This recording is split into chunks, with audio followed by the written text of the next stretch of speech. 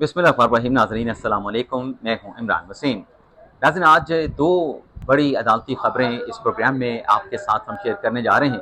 एक तो वफाकी आईनी अदालत का फ़ैसला है जिसमें मुनाल की इमारत को, रेस्टोरेंट को मसमार करने का जस्टिस काजी फ़ाइसा की सरबराही में 3 रुकनी बेंच का जो फ़ैसला था उसको रिवर्स कर दिया गया है, उसको कलअदम करार दे दिया गया है।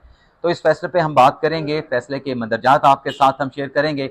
नजरसानी किन की तरफ से दायर की गई थी, आईनी अदालत का कितने रुकनी बेंच था, और फिर आईनी अदालत क्या वजह बनी कि इस फैसले को उसे रिवर्स करना पड़ा। दूसरा जो सुप्रीम कोर्ट से अहम खबर है, बानी तहरीक इंसाफ इमरान खान साहब से जुड़ी है, और खबर यह है कि कल इमरान खान साहब से जुड़ा ये जो मुकदमा है ये सुप्रीम कोर्ट में ज़ेर समात आएगा, और इसके लिए 3 रुकनी बेंच जो है वो तश्कील दिया गया है, जिसके सरबराह जस्टिस मोहम्मद अली मजहर को जो है वो बनाया गया है। तो ये दो खबरें हैं, कुछ और भी अहम डेवलपमेंट्स हुई हैं, उन खबरों पर भी आगे चल के आप नाज़रीन के साथ तफसीलात शेयर करेंगे।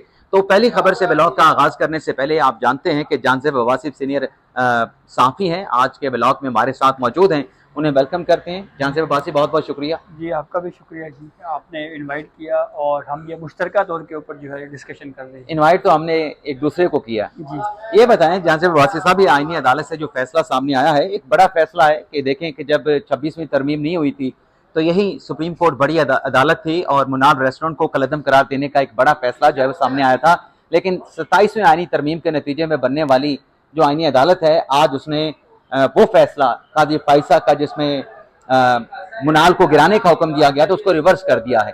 तो इस फैसले के मंदरजात शेयर करें और कितने रुकनी बेंच था और किन किन की नजरसानी की दरखास्तें थी, कुछ डिटेल शेयर करें। इमरान, जस्टिस हसन अजहर रिजवी की सरबराही में 3 रुकनी बेंच, जिसमें जस्टिस आमिर फारूक और जस्टिस अरशद हुसैन साहब इस बेंच का हिस्सा थे।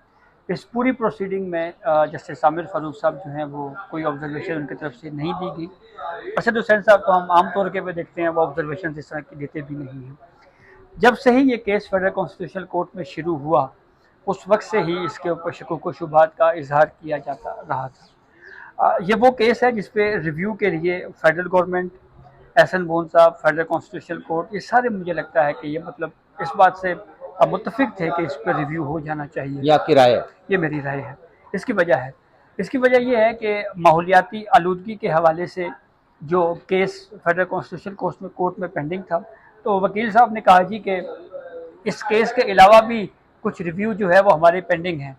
तो कोर्ट ने पूछा जी वो कौन से, तो उन्होंने कहा जी कि ये फलां फलां केस जो है सीडीओ का और जी, मेट्रोपॉलिटन ये एमसीआई का कॉर्पोरेशन और का। सीडीए का कोई रिव्यू जो है वो फेडरल कॉन्स्टिट्यूशनल कोर्ट में पेंडिंग है, उसको भी लगाएं। फेडरल कॉन्स्टिट्यूशनल कोर्ट ने कहा जी अच्छा ठीक है, हम लगा देते हैं। अच्छा, 4 हेयरिंग जो हैं वो इसकी हो चुकी हैं। जो सेकंड इसकी हेयरिंग थी वो 4 जून 2026 की थी। इसमें बेंच में जस्टिस हसन अजहर रिजवी के साथ जस्टिस के आगा और जस्टिस रोजी खान थे। उस केस में तमाम अटर्नी जनरल्स को, एडवोकेट जनरल इस्लामाबाद को नोटिस जारी किया गया और ये कहा गया कि जो रिव्यू है 44/2025 जो कि सीडीए का है, इसको हम इस केस से अलग करते हैं। बाकी केसेस छुट्टियों के बाद लगाए जाएंगे, इस केस को नेक्स्ट वीक पे फिक्स करते हैं। नेक्स्ट डेट पड़ती है 11 जून की। उसमें जो बेंच है उसमें जस्टिस हसन अजहर रिजवी, जस्टिस रोजी खान और जस्टिस अरशद हुसैन जो हैं वो आते हैं। इसमें ये कहा जाता है जी कि एक और रिव्यू है 825/2024, उसको भी जो है वो इस केस के साथ मुंसलिक किया जाता है। अगली प्रोसीडिंग में आज अरशद हुसैन और जस्टिस आमिर फारूक से जस्टिस हसन अजहर रिजवी साहब के साथ पूरी काबिश मैंने देखी है। इस काबिश में एहसन बोन साहब का नाम नहीं था, कासिम चौहान का नाम है। फेडरेशन को ज़ाहिर बात है नोटिस होता है। 11 जून की प्रोसीडिंग में आमिर रहमान साहब जो हैं वो इस बात को ओपन कोर्ट में कह चुके हैं जी कि हम सपोर्ट करते हैं रिव्यू को, रिव्यू होना चाहिए। मैं इस बेस पे ये ओपिनियन दे रहा हूँ कि रिव्यू जो है वो किया जाए। लेकिन ये रिव्यू तो अपने जान से वासिफ, अगर हम इनकी डेट देखें तो ये उस उन्हीं दिनों में फाइल हो गई थी जब ये मुनाल का फैसला सुप्रीम कोर्ट का आया था, सीडीए की भी और मेट्रोपॉलिटन कॉर्पोरेशन इस्लामाबाद की भी। तो ये पेंडिंग तो पहले से थी, जब आईनी अदालत बनी तो ये रिव्यू जो है फिर वफाकी आईनी अदालत को ट्रांसफर कर दिया गया। ये तो फैक्ट है ना। देखें, एक चीज़ जो मैं इसमें समझ रहा हूँ कि जब review supreme court of Pakistan में आया, जो चीज़ें बुनियादी तौर के ऊपर आर्ग्यू की गई, या तो अगर ये रिव्यू पेंडिंग था पहले तो शायद ये वेट किया जाता रहा कि काजी फाइसा साहब रिटायर होंगे तो उनके बाद किसी स्टेज के ऊपर जाके जो है वो इस केस को हम लगाएंगे। तो आईनी बेंच ने तो जब तक था 26वीं तरमीम के तहत ये केस नहीं लगा। अगर कोई इस तरह का इशू, अगर उस वक्त कोई अर्जेंसी थी या ये समझा जा रहा था MCI की तरफ से या CDA की तरफ से, तो मेरे ख्याल में वो ओपन कोर्ट में भी ये बात कर सकते थे कि जी ये केस जो है ये पेंडिंग है, तो इसलिए जो है इन रिव्यूज़ को भी यहाँ पे लगाया जाए, लेकिन उस वक्त नहीं लगाया गया। दूसरा, आर्टिकल 189 का हवाला रिव्यू में दिया गया।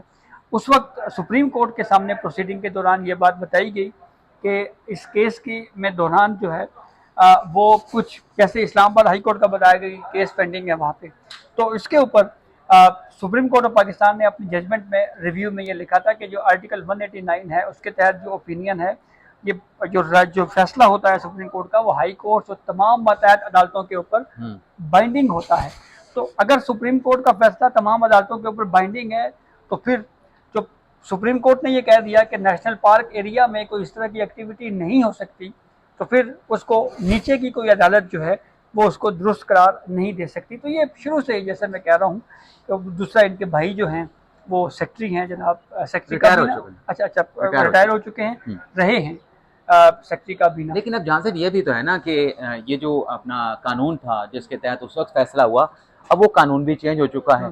लेकिन दूसरा ये भी है ना कि अभी पिछले हफ्ते जो एक फैसला आया, वो मतलब बल्कि आप ही ने रिपोर्ट किया, हमारे साथ भी शेयर किया, कि वो तमाम सुप्रीम कोर्ट के अहकामात जो कि नस्ला टावर और दीगर जो रिहायशी इमारतें कराची में गिराने के, मस्मार करने के सबब बने, आईनी अदालत ने वो फैसला जो है वो वापस ले लिया है। अगर हम ये कहते हैं कि नस्ला टावर गलत गिराया गया था, उसके ऊपर भी बहुत जल्दबाजी की गई, जो मुतलका फोरम था उसको भी जो है वो नज़रअंदाज किया गया, और डायरेक्टली, क्योंकि आपको पता है गुलजार साहब जो हैं वो चाहते थे कि उनके बचपन वाला जो कराची जो है उसको रिस्टोर किया जाए, जब वो हैवी बाइक चलाया करते थे, नौजवान हुआ करते थे, कई बार उन्होंने जिक्र भी किया अदालती कार्रवाई में।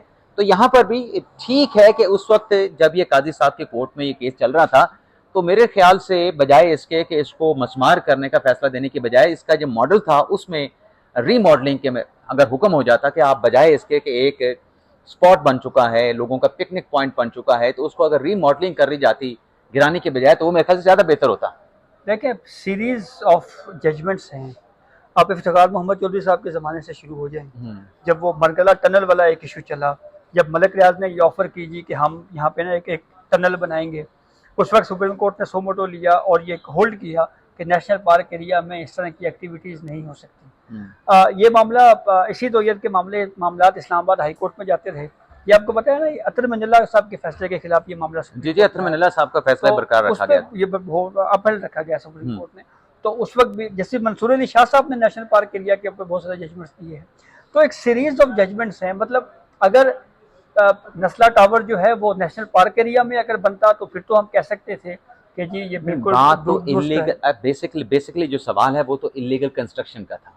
बुनियादी सवाल क्या नेशनल पार्क एरिया में इस तरह की एक्टिविटीज हो सकती हैं या नहीं हो सकती, वजह फरमाया। लेकिन उसका सवाल क्या निकलेगा, ये निकलेगा ना कि नेशनल पार्क में बनाया गया जो सेंटोरस रेस्टोरेंट था वो इलीगल था, मुनाल रेस्टोरेंट जो था वो इलीगल था, यही सवाल निकलेगा ना। बिल्कुल। और इसी तरीके से अगर कराची में जो बिल्डिंग कंट्रोल अथॉरिटी है उसके रूल्स की वायलेशन करके कोई इमारत तमीर की जाती है, तो वहां पर भी सवाल ये उठेगा कि ये गैर कानूनी तौर पर बनाई गई है, रूल्स को फॉलो नहीं किया गया, कानून को नहीं फॉलो किया गया। लेकिन उससे से हट के आज मतलब ये भी तो अलमिया है ना कि एक अदालत का फैसला है जिसमें इमारतें गिराई जाती हैं, एक अदालत का फैसला है जिसमें इमारतों को जो है बचा लिया जाता है। अब ये भी तो आपके सामने ना, ये कॉन्स्टिट्यूशन 1 भी तो आपके सामने है ना, फिर इसके ऊपर बहुत सारे सवाल उठते हैं कि वो इजाजुल एहसन साहब से कहा गया था कि आप बेंच से अलग हो जाएं, वो बेंच से अलग नहीं हुए। और कराची में, अब लाहौर में भी आपको पता होगा कि साकिब निसार साहब ने जब वहाँ पे LDA ने कुछ अंडरपासेस बनाए थे, वहाँ पर भी दरख्तों की कटाइयाँ हुई थी, तो क्या ऑर्डर किया गया था, क्योंकि वो बन गए थे, दरख्त भी कुछ ना कुछ काट दिए गए थे, लेकिन वहाँ पे हुक्म दिया गया था कि उससे ज्यादा जो है वो दरख्त लगाए जाएं, और जो अंडरपासेस बने थे उनको बरकरार रखा गया था। यानी क्या कहा गया था कि नहीं, इसको बंद करके दोबारा से उसी तरीके से कर जाएं। तो फिर एक आपको जो है वे आउट निकालना पड़ता है। तो रीमॉडलिंग अगर उसकी हो जाती है कि उसमें नेशनल पार्क का जो एक कंसेप्ट है वो भी बरकरार रहता, और वहां पे लोगों का जो एक पिकनिक पॉइंट बन चुका था, बल्कि इंटरनेशनल पिकनिक पॉइंट बन चुका था, वो भी, उसको भी आप रिस्टोर कर सकते। मतलब कंस्ट्रक्शन थी ना, RCC की थी, उसमें सीमेंट की थी, उसको आप उसकी रीमॉडलिंग कर लेते तो उसको बचाया भी जा सकता था। वो सारी चीजें हो सकती है, लेकिन बहरहाल आईनी अदालत ने फैसला दिया। टक शॉप का कांसेप्ट है कहीं थोड़ी, हाँ, नहीं उसी चीज को आगे लेके जो है ना एक अच्छा बड़ा सा कंसेप्ट भी कर सकते हैं ना, कि वो जंगल भी बचा रहे, जो अपना जंगली हयात हैं वो भी बचे रहें, और जो एनवायरमेंटल जो हैजर्ड्स हैं उसके ऊपर भी क्वेश्चन ना पैदा हो।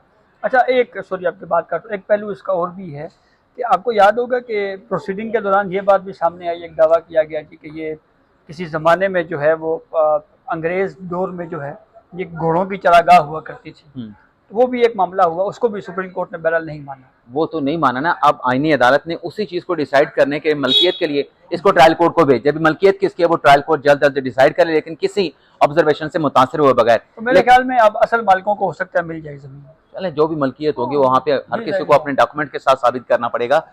सुप्रीम कोर्ट में कल केस लगा है, ये बड़ा इंटरेस्टिंग, इसके बारे में आप जरा बताएं। सुप्रीम कोर्ट में कल केस लगा है, और केस ये है कि जो नैब कानून में तरमीम की गई है उसके बाद अपीलें सुप्रीम कोर्ट सुनेगी जो पेंडिंग यहाँ पे पड़ी हैं, या फिर वो वफाकी आईनी अदालत सुनेगी। आपको पता है अंसार अब्बासी साहब ने आज आर्टिकल भी लिखा है, उसमें तो उन्होंने ये कहा है कि हुकूमत ने खामोशी के साथ नैब कानून में तरमीम कर दी है, जिसके बाद इमरान खान साहब के नैब से जुड़े जितने केसेस हैं वो चले जाएंगे अब वफाकी आईनी अदालत में। बल्कि कल का उनका एक आर्टिकल था कि पाकिस्तान तहरीक इंसाफ के जो लोग हैं वो मुतहरक हुए हैं और उनकी तरफ से खुफिया जो है वो डिप्लोमेसी की जा रही है, पॉलिटिकल डिप्लोमेसी की जा रही है, राब्ते किए जा रहे हैं। और उसमें कोशिश ये है कि जो अलीमा खान साहबा का केस है उसमें जो है वो एक लंबी तारीख डलवाई जाए, फैसला ताखीर का शिकार हो। और जो इस्लामाबाद हाई कोर्ट ने ऑर्डर दे रखा है कि ना कि अगर आइंदा समात पे खान साहब के वकला आर्गू नहीं करते, क्योंकि 15 दिन की मोहलत दी गई थी, तो हम इस केस को नैब को सुन के और रिकॉर्ड को देख के उस केस का फैसला कर देंगे। यानी अदालत ये कह रही है कि हम मरकजी अपीलों को डिसाइड करने जा रहे हैं, और जब मरकजी अपीलें इस्लामाबाद हाई कोर्ट से डिसाइड होंगी as per Islamabad High Court के ऑर्डर के मुताबिक, तो फिर अपील जो है आएगी आईनी अदालत में आएगी।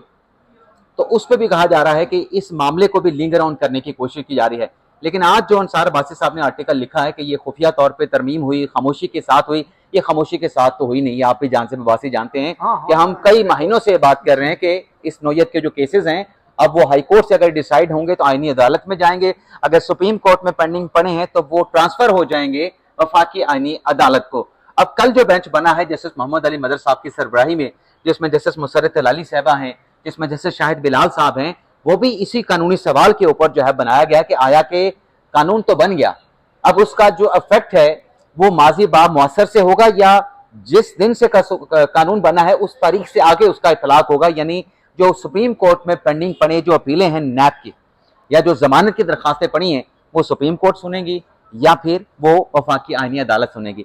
इस मामले पे आपकी राय क्या है, किस नज़र से आप देखते हैं?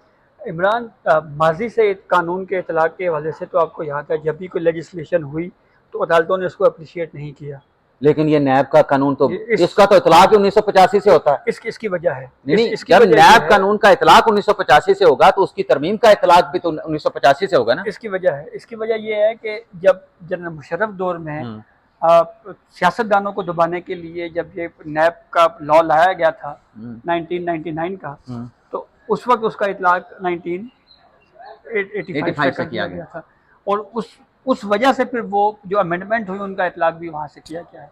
अब ये क्वेश्चन बहरहाल अब कोर्ट ने डिसाइड करना है कि क्या जो हमारे पास सुप्रीम कोर्ट के अंदर पेंडिंग केसेस हैं उनका इतलाक भी माजी से होगा, उन केसेस पे भी वो भी सारे केसेस ट्रांसफ़र हो जाएंगे या फेडरल कॉन्स्टिट्यूशन कोर्ट में या सऊदी कोर्ट में होंगे। इसकी एक बुनियादी वजह जो इमरान मुझे समझ आ रही है वो एक रसाकशी तो बज़ाहिर है बिटवीन फेडरल कॉन्स्टिट्यूशन कोर्ट और सुप्रीम कोर्ट, और वो रसाकशी है इख्तियारात के मामले पे। कभी वहाँ से कहा जाता है कि सबसे बड़ी हम अदालत हैं और ख़बरदार हम जो कहेंगे वही होगा, कभी यहाँ से फैसला आता है कि नहीं आप बड़ी तो नहीं है आप, हाँ हम पल्ला ज़रूर हैं। यार ये जहाँ से कोई नई मिसाल तो नहीं, आपको याद होगा कि जब साकिब निसार साहब चीफ जस्टिस थे जी, तो हाई कोर्ट में शौकत अजीज सिद्दीकी साहब थे, उनके ऑर्डर के ऊपर अपील आ जाती थी जी, साकिब निसार साहब सुनते थे, वो उधर ऑब्जर्वेशन देते थे कि हाई कोर्ट ने ये क्या कर दिया जी। और फिर एथर मिनिला साहब एमन फील्ड का केस सुनते थे, नवाज शरीफ मरियम नवाज की जमानतें लेते थे और मल्टीपल पेजेस का एक फैसला आ जाता था। फिर साकिब निसार साहब कहते थे और लतीफ अपना आसिफ से खोसा साहब कहते थे कि जमानत के केस में इतने पेजेस लिख दिए गए, जमानत के केस में तो इतने पेजेस नहीं लिखे जाते, ये तो पुरानी एक टेंडेंसी एक रुझान चला आ रहा है ऐसे ही। लेकिन पैरल व्यू इमरान ये ज़रूर पाया जाता है कि फेडरल कॉन्स्टिट्यूशनल कोर्ट को रहना चाहिए और जो बातें हो रही हैं जी जी, और वो यही है कि ये हमारा और सुप्रीम कोर्ट जो है ना इसको एपलेट कोर्ट जो है वो बना देनी चाहिए, कन्वर्ट कर देना चाहिए, लेकिन उसके लिए तो 28वीं तरमीम का इंतजार है ना जी। वो पता नहीं होती है नहीं होती है, कुछ लोग कहते हैं कि वो डिले होगी, लेकिन मेरे ख्याल में अगले साल 2027 में शायद। अच्छा वैसे तरमीम तो 28वीं है, लेकिन कहते हैं कि साल 2027 में हो जाएगी। अच्छा हाँ, तो इंटरेस्टिंग है फिर। तो कल का केस भी बड़ा अहम होगा फिर। कल का केस अहम होगा। तो कल फिर जो भी हियरिंग होगी अपने नाजरीन के साथ हम शेयर करेंगे। मेरे साथ अब इलाका आप अलग से रिकॉर्ड कीजिएगा, जहाँ कोई ठंडा माहौल हो, मेहरबानी कीजिएगा, क्योंकि गर्मी में मेरा तो फ्यूज हो गया। बिल्कुल सही। तो इजाजत चाहते हैं अपने देखने वालों से। अल्लाह ताला हम सबका हामी नासर अपनी दुआ में याद रखिएगा। अल्लाह हाफिज़।